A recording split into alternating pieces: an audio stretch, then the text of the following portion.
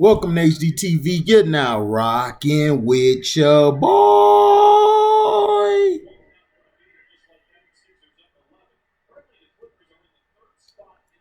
Warner Brothers is turning the DCEU's multiverse into a cheap plot device.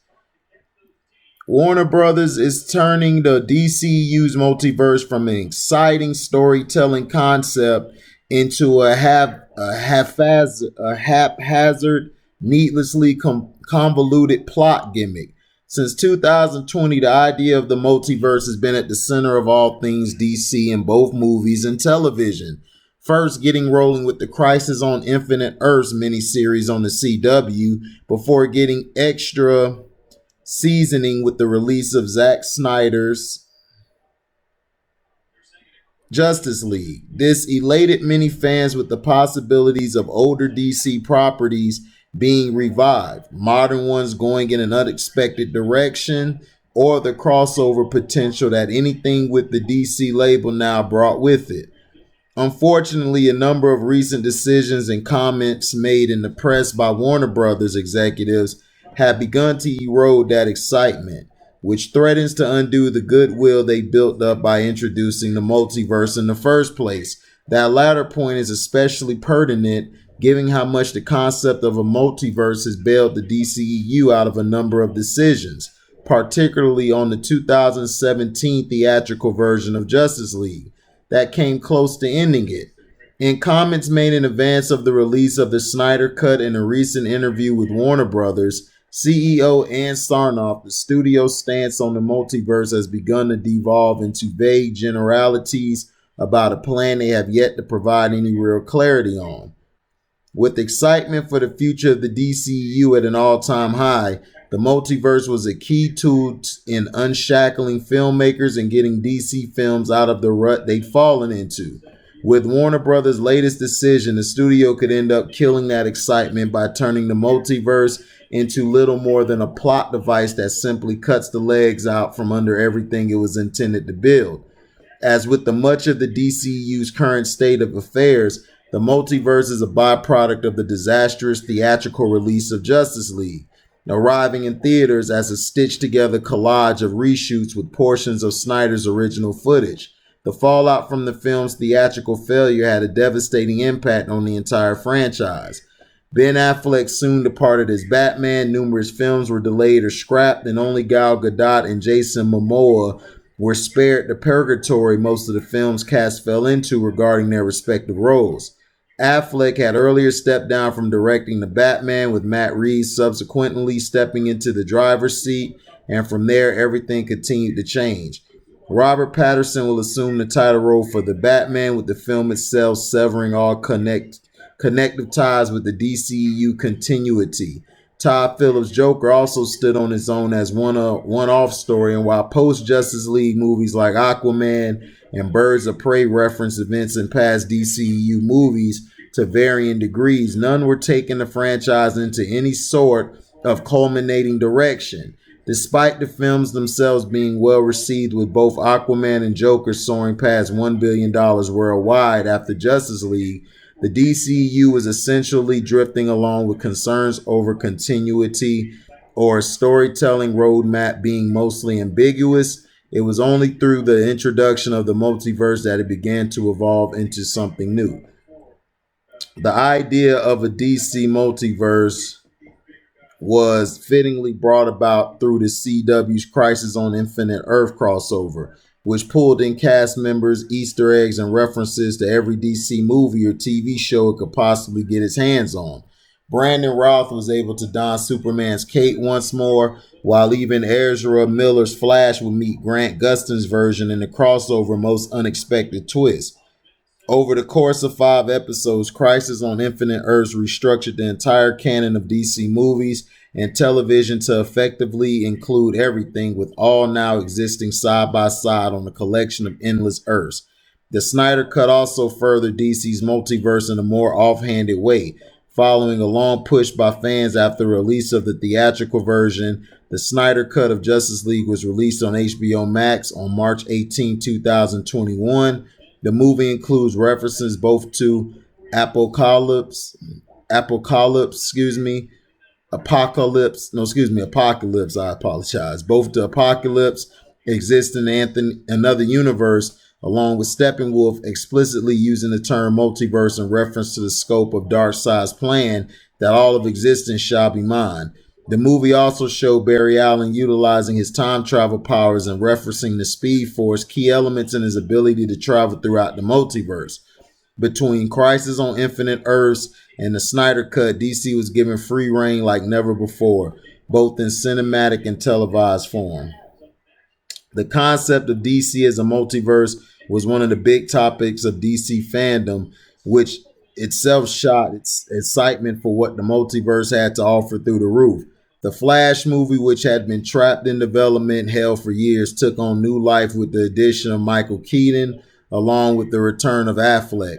Both will portray their respective versions of Batman in the movie's Flashpoint-inspired story that will dive even further into the multiverse. With all of this, the production woes the DCEU was once plagued with now not only seem gone forever, but the possibilities that could come out of DC as a multiverse were unheard of.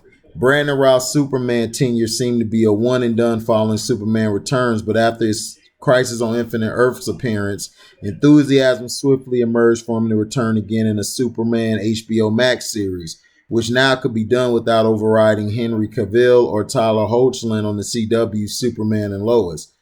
Likewise, Keaton's return as Batman in The Flash opened a genuine possibility his Cape Crusader could be seen once more in an adaptation of Batman Beyond, which the multiverse comprising literally infinite Earths. There could now be multiple different continuities running in both movies and on TV at the same time, with none canceling the others out. Best of all, the filmmakers involved now had more creative freedom than ever, with no one reality of the multiverse needing to be singularly catered to.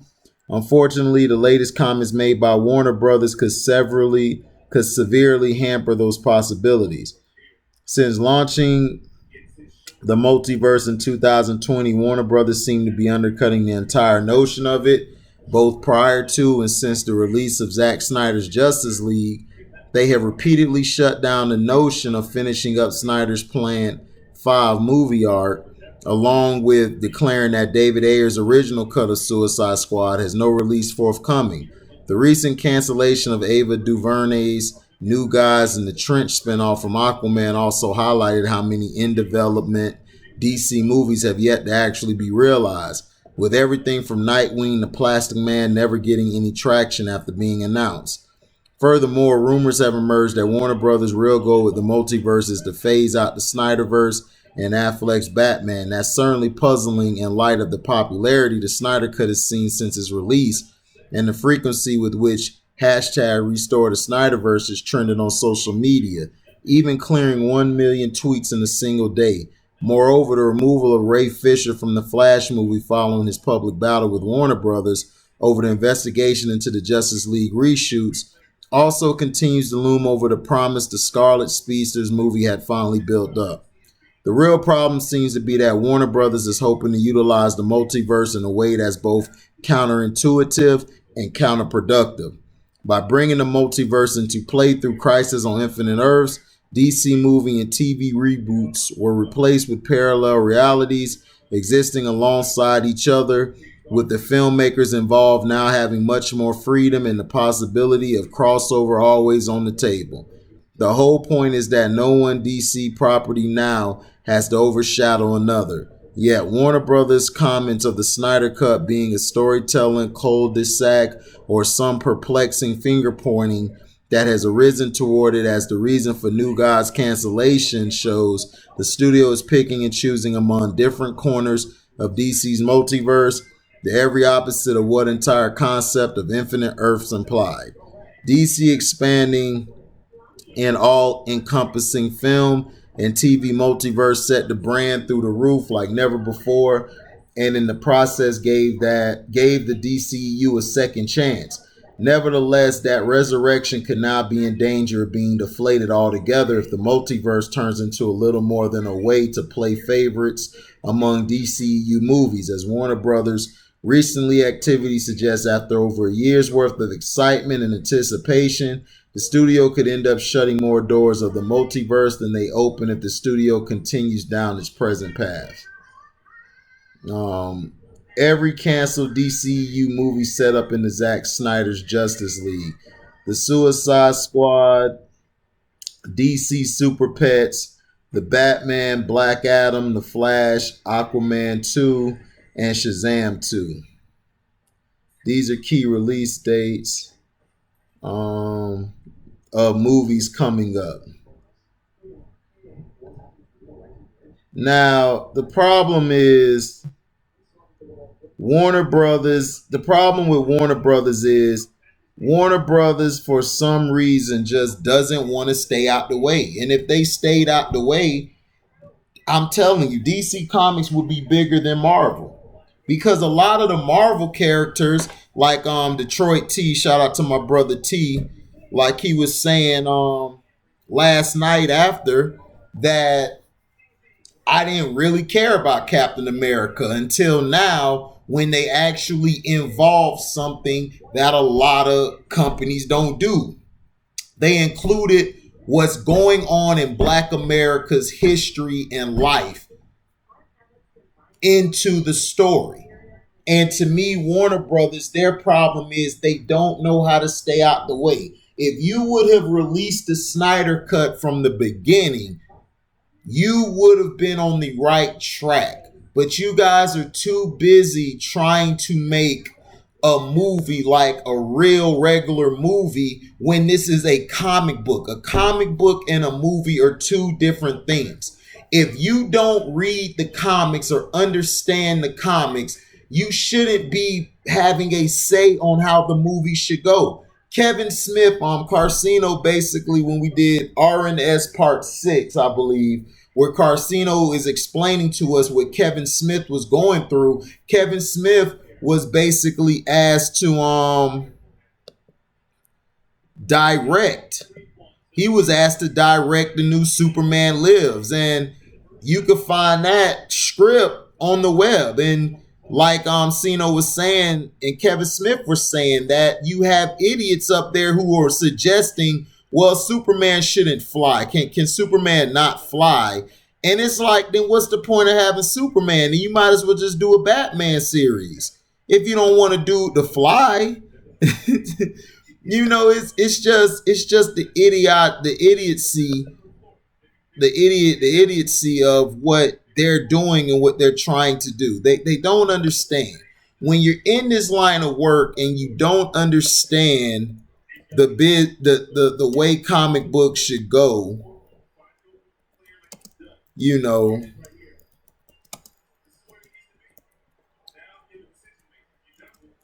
and you don't understand the way the direction should go, you know, you're gonna kill it. Like, for example, Mortal Kombat. They messed it up. It was a good watchable film. It was good to me. It was better than Annihilation, and it was better than the 95 one to me. What they did was they followed a storyline around the characters, but what messed them up was they showed less movie time. They showed less scenes of Sub-Zero and Scorpion, and they showed too much of Cole, because that's what the studio wanted. And then they added this white family in there because Warner Brothers always has to white everything up. You know, and like I said, I don't have a problem with white people. I just have a problem with the BS that they believe, and then they try to feed that BS to us like we're supposed to be stupid and be subjected to it. And it's like, no, mother sucker, I know what's right and wrong, and I know what's supposed to be and what's not supposed to be. Come on, we're not dumb. But this is the thing, the Snyderverse, the thing is, they're upset. They don't want to listen to the fans. Warner Brothers think the fans are idiots. They think we're idiots. They think we don't know what we're talking about. They think that, you know, every time we try to have a say in something that is dumb, we don't know anything. And that's how they look at us. But if we stop supporting their movies and stop supporting the bull crap they give us, then I'm telling you, they will make some changes. Because look what they did in the Snyderverse. You actually got to see Flash get busy and Cyborg. Those two were very intricate pieces in the comic books. And it's just, to me, mind-boggling how it took this Snyderverse for us to see what's going on. It's crazy.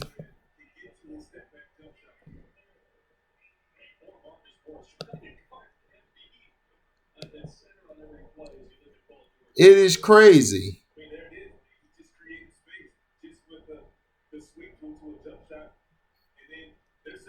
It is crazy at how they look at things and how, they don't actually pay attention to what the people love.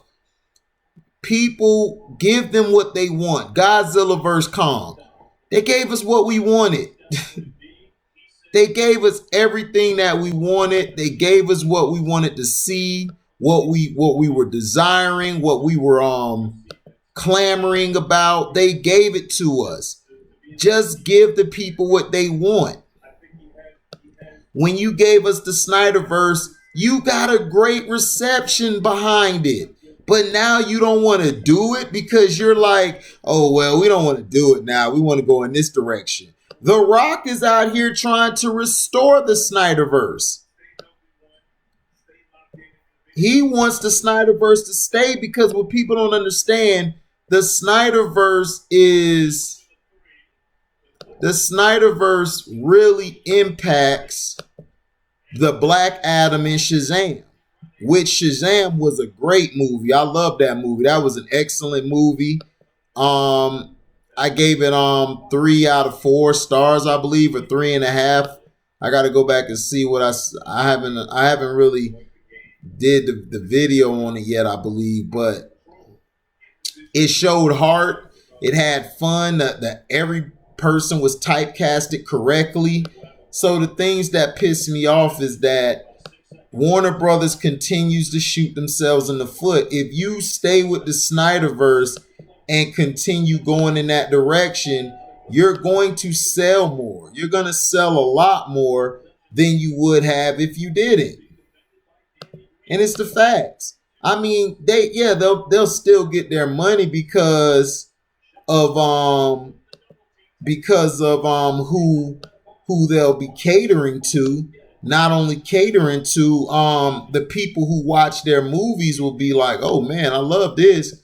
But at the same time, you're not giving the people what they want to hear. And it's a shame. But let me know in the comment section what you think about it. Do you think Warner Brothers is out of line or out of touch? And also, what if we do keep the Snyderverse? I know you want to keep the Snyderverse, but if we kept the Snyderverse, would you do the Batman Beyond? Would you bring in Michael Keaton or would you bring in Ben Affleck?